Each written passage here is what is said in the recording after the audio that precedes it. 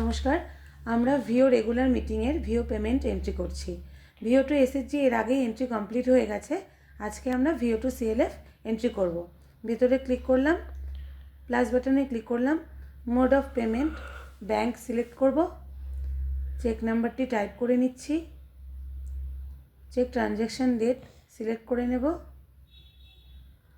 Amount type করে নিচ্ছি,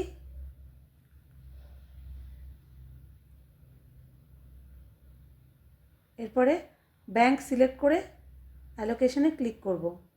এখানে পেমেন্ট ফর দুটো অপশান শো করছে, একটি হলো আদার্স, একটি লোনস। আমরা লোনসে ক্লিক করব।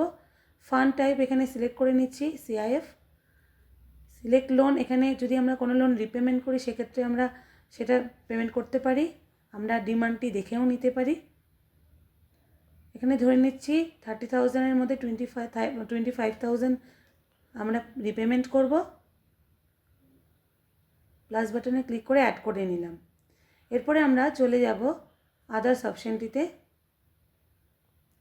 আদার্সে আমরা ধরে নিচ্ছি শেয়ার ক্যাপিটাল পেমেন্ট করব, সেক্ষেত্রে অ্যামাউন্টটি টাইপ করে নিচ্ছি, প্লাস বাটনে ক্লিক করে অ্যাড করে নিলাম, সাবমিট করব। আমাদের এন্ট্রিটি কমপ্লিট হয়ে গেছে, ব্যাক করে চলে আসলাম। নেক্সট অপশান আছে ভিও টু আদার্স। ভিও আদার্স প্লাস বাটনে ক্লিক করে mode of payment cash select করব, অ্যামাউন্ট টাইপ করে নিচ্ছি, অ্যালোকেশনে ক্লিক করব, এখানে আদার্স শো করবে। ফান্ডে এখানে আমরা বুককিপার পেমেন্টস ক্লিক করলাম, অ্যামাউন্ট টাইপ করে নিচ্ছি, প্লাস বাটনে ক্লিক করে সাবমিট করলাম। ভিওর আদার্স পেমেন্টগুলো এইভাবে আমাদের এন্ট্রি করতে হবে। এরপরে ভিও টু ব্যাংক, প্লাস বাটনে ক্লিক করলাম, মোড অফ পেমেন্ট এখানে ব্যাংকই হবে, চেক নাম্বারটি টাইপ করে নিচ্ছি,